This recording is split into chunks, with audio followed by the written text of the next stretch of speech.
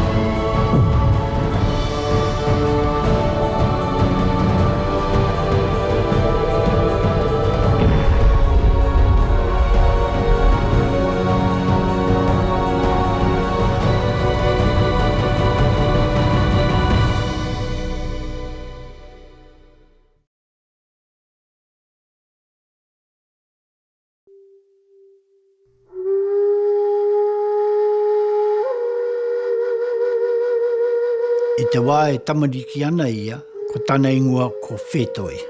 No muri rawa, ka tangohia rā te ingoa ko pōmare. E kia rā tātou ko pōmare namarua, o pōmare te tuarua. His father was tautoro from Ngāti Heneira and Ngāti Rangi. Whetoi's mother, Haki, was a strong-willed Ngāti Manu woman. When her brother Pōmare I died in Waikato, she said to her son, "Mau te tūranga ato matua, mau te rangatiratanga o te iwi. Mā tēnā ano a Pōmare te tuarua, ka tangohia ia tērā ingoa. Ka moe ia i te pauaru o tana matu, ko te wahine nei a ihu mamau." She was named Waipa from the river where Pōmare I was killed in Waikato. His next marriage was tātou pounamu to the daughter of Te Whatanui from Ngāti Raukawa, and her name was Te Rangi Ngangana. A wedding gift was given for that marriage, a mere pounamu, and it's here at our marae. Te Rangi Ngangana and Pōmare II had 5 children. We all descend from those children.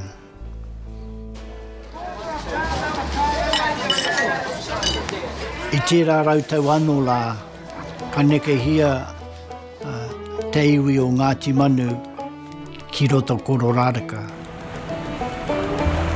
I tērā wā anō ka tai mai ngā kaipoke o tauiwi ki reira. Anaka timata te mahi hoko o Ngāti Manu ki ngā kaipoke, ki ngā tangata tauiwi. Ngāti Manu left that area and moved to Otuihu and established their pā on the headland there at Opua. Pōmare then set about establishing Otuihu as the trading destination. He put James Clendon, the acting American consul, on his lands at Okiato, and Clendon established a trading station there, and so that all American whaling ships calling into the Bay of Islands bypassed Kororaraka and came to Otuihu. Pūmare collected tolls from each of the ships that anchored at Opua. The toll was 1 musket. At Otuihu Pā, he had 2 paparakauta called Eagles In and the Sailor's Return. He also provisioned the ships with food and other personal services.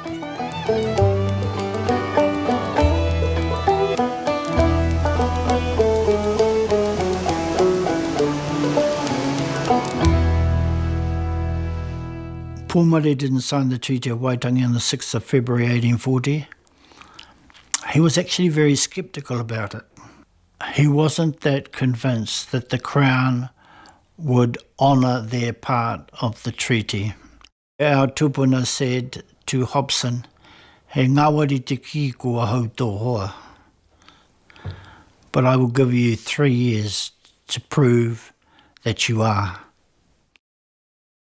He didn't need 3 years. Within the year, Hobson had proved that he was no friend. He took the toll money of Pūmare, and Pūmare didn't get a licence for his 2 paparakauta. And then in 1845, the British sent a warship, and our tūpuna came down with a white flag. They took him back onto the deck, and then they jumped him. They chained him to the deck, burnt the pā, looted it. They took him back down to Auckland and imprisoned him for 3 months. He was later released with a stipulation that he not participate in the wars with Kawati and Honeheke.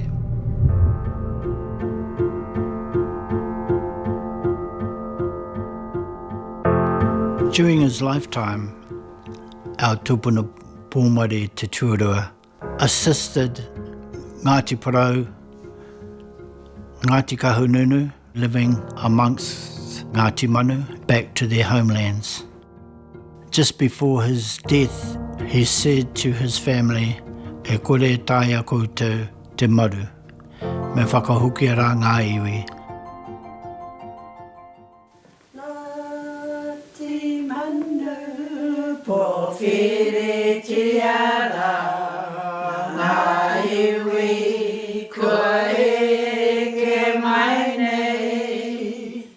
His legacy is about actually looking after your people, looking after your whānau, looking after your hapu, and doesn't matter where they are from either.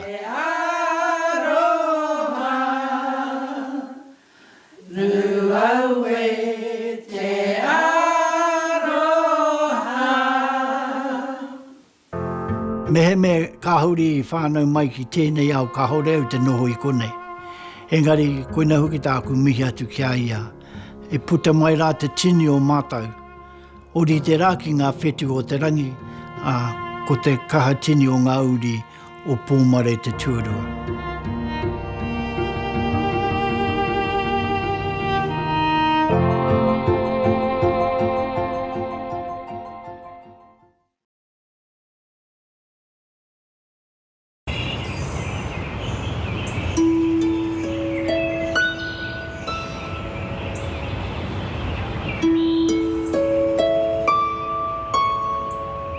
Gottfried Lindauer se narodil 5. ledna 1839.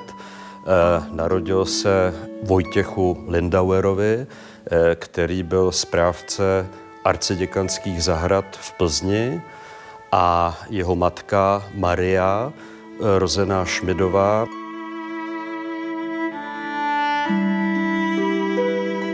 Plzeň byla součástí, bylo poměrně velké město v českých zemích.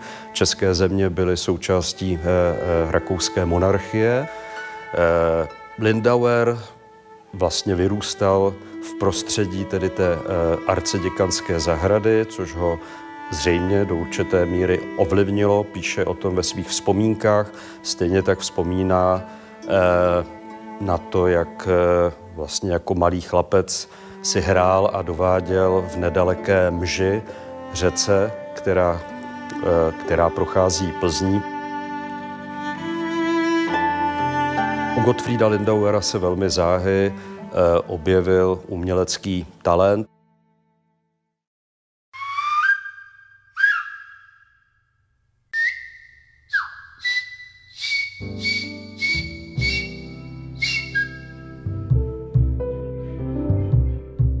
Tana ingo tuatahi ko te manu. Whanau mai ia Pātiki tana māma. Well, Paratene Tamanu was my great-grandfather. He was born around about the 1800s in this Ngātiwai area. He was named Te Manu because of the sounds of the birds at that particular time of his birth. His grandfather was Rangituku Waho, and his father was Tuatahi. Paratene had no children of his own, but he had one whāngai, which was Rihipaia. In the early days, whaling ships called into Ngunguru Bay, and they would, in today's terms, hook up with the local ladies. And this is how Rihipaia was born. She was born to Mate Te Kura. She was half-caste, and people didn't like that. And she was to be put away, and Paratene didn't want that. And he took off his korowai and covered her with it. He was a man of honour, and he gave all his lands to Rihipaia because he had no issue.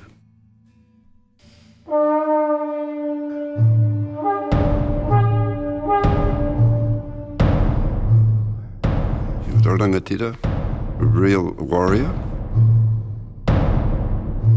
He took part in many of Hungi's exploits, north and south.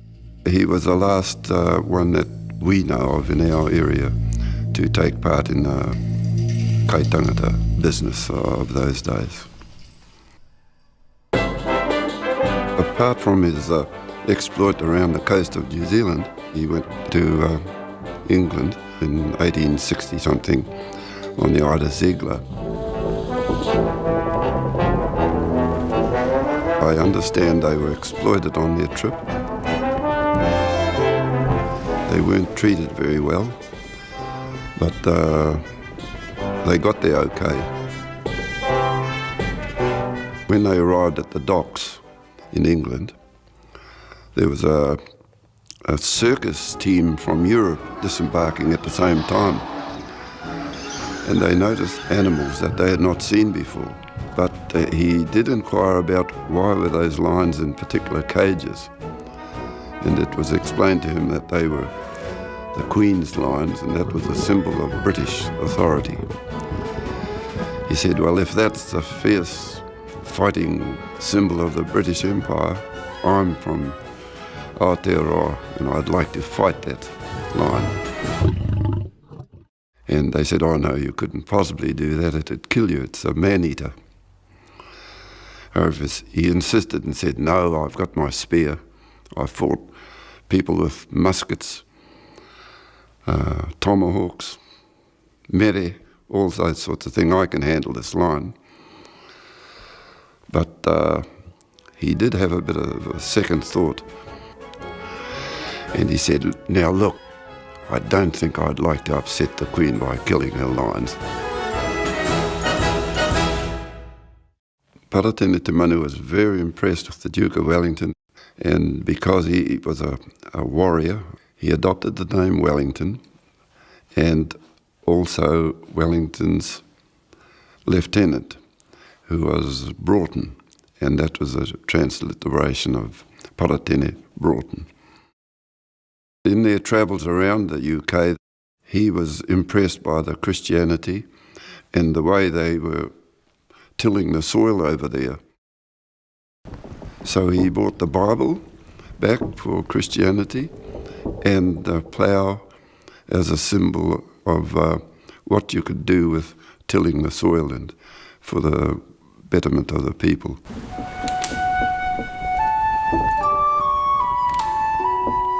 On his return, my grandmother noticed a distinctive change in his attitude towards his other life and sort of dropping his warrior status. He gifted the land for a school, which was a native school in the beginning. His portrait hangs in the school today.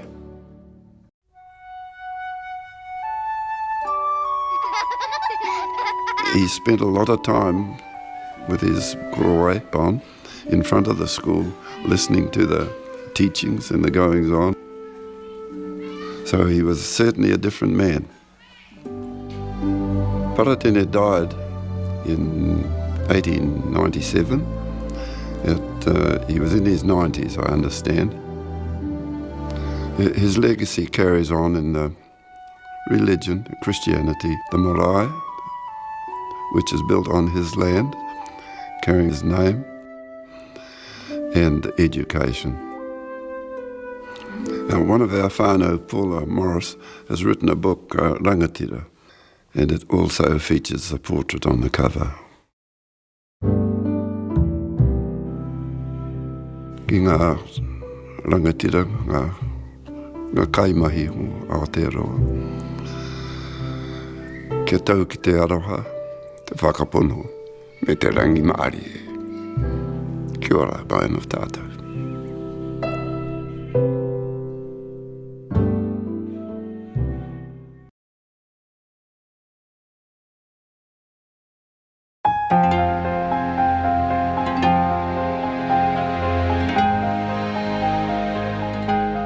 Gottfried Lindauer, zejména jako umělec spjatý zejména tedy s tou náboženskou a historickou malbou.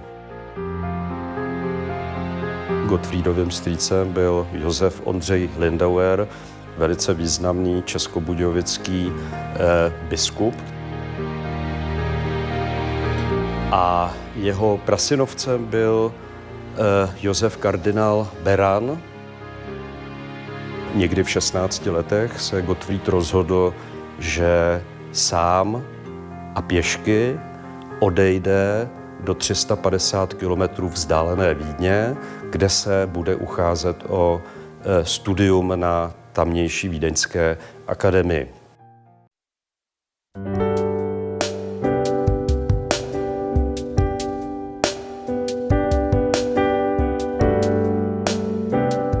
Honeheke Ngāpua was born in Kaikwe and grew up there for a period of time, then was sent to Pakaraka with his whanaungas to be educated at the Pakaraka school.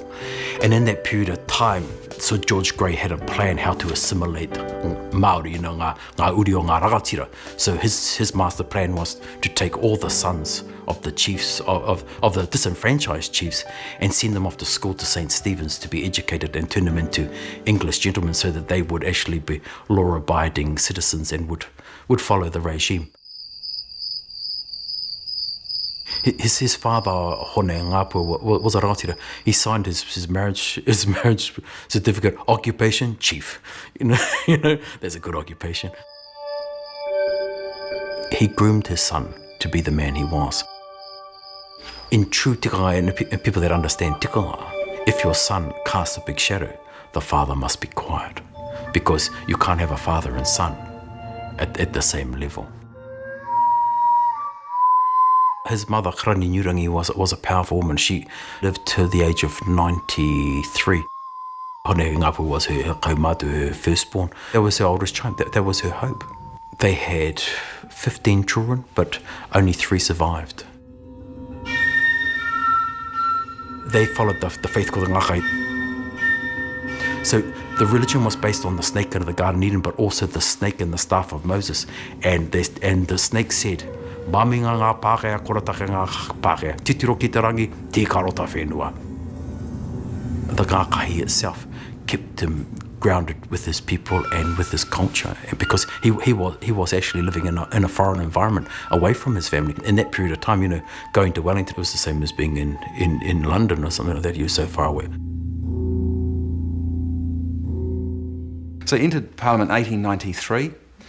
It was a transition time as far as Māori MPs in Parliament were concerned. There was the older group who tended to be MPs who weren't fluent in English, who didn't have much in the way of Pākehā education, and they seldom spoke in the House. The next generation, people like Buck and Nat and Pomare and so on, were highly educated in the Pākehā world, and they felt comfortable in both worlds. Ngāpuā had a foot in each camp, very well versed in the traditional world, but also extremely articulate. He had legal training, he was a qualified translator. Undoubtedly, the natives, when this matter of the treaty was put before them in 1840, did not wish to sign such a document. The big achievement, funnily enough, was a failure, and that was his Native Rights Bill. He's the only MP in the history of New Zealand to introduce a bill into Parliament to create a separate Māori Parliament. Nowadays that would be radical. In the 1890s that was unheard of, to the point where a lot of the Pākehā members of Parliament stood up and either walked out or turned their back to him. But he wanted to make the point, this idea of kōteitanga, the idea that it could be this pan-tribal unity and that Māori could be completely self-governing, was what drove him into Parliament, and he wanted to make that point in front of all the leaders in the country. The kōteitanga movement started to roll, where rātiras like Mangakāia from Waipiro Bay, Ngāti Pro standing up and saying, I'm going to give away my whakapapa, I'm going to give away my identity, I'm going to give away my roia, I'm going to give away my ego and my mana for the unity of Māori. So by stripping himself bare of everything, all those things, and just focusing on unity and breathing life back into a people that were depressed.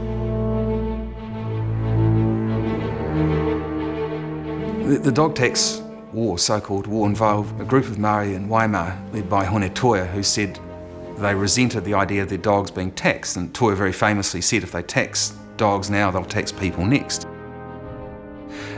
What happened is that he was prepared to take up arms against the government, and Seddon's response was not to negotiate but to send troops. So there was every risk, this is in 1898, every risk that a war was going to erupt. Ngāpuā raced to Waimā, and here he was, still in his 20s, he ordered Hone Toia to put down his weapons. Had it not been for that intervention, there would have been bloodshed for sure, because both sides were heavily armed and prepared to fight. And you can see from his letterbooks, people would write letters saying, we need our farm fence fixed, our cattle's died, we need to replace them. And he'd just write out a cheque, or he'd go and provide it, or he'd arrange this sort of thing. So he was using all his personal funds to pay for other people. He was travelling as far as he could, as often as he could, to help people, and it just wore him down. Ngāpua's final election was about 49 days before he died. Ngāpuā got, obviously, the majority. But he was sick. Everyone knew by that stage he had tuberculosis. It was at a bad stage, but he was still working. He died alone, yeah, which is sad. He was a wharengaro, he had no children. He didn't enjoy the pleasures of the flesh, he had no woman. From that period of time, from when he went to St. Stephen's till the time of death, he was away from us, his whole life. And we can't conceptualise with 21st century eyes the commitment that those rātiras, not only Honeke Ngāpuā, but all those kaumātus rātira of their time had to their people, because they had true love, a love that we can't comprehend, a love of their race, a love of their people, a love of their hapu and their iwi. At his tangi, his mother said that he had been the husband of Ngāpuhi, that's how she put it. That's who he was married to. He was married to the iwi. He was buried at Aparama Church, and the Crown said that we won't put a monument up, we won't honour him, we will make him invisible. His mother again took up the charge to actually have the monument to honour him. On that monument it says, he wairua tohe, an argumentative spirit, a fighting spirit. Honeke Ngāpuā to our whānau is a symbol of integrity, something that we all try to aspire to, but, always fall short of the mark. He was a man that you can't recreate. We have all our human failings, where a man like that lived for a cause.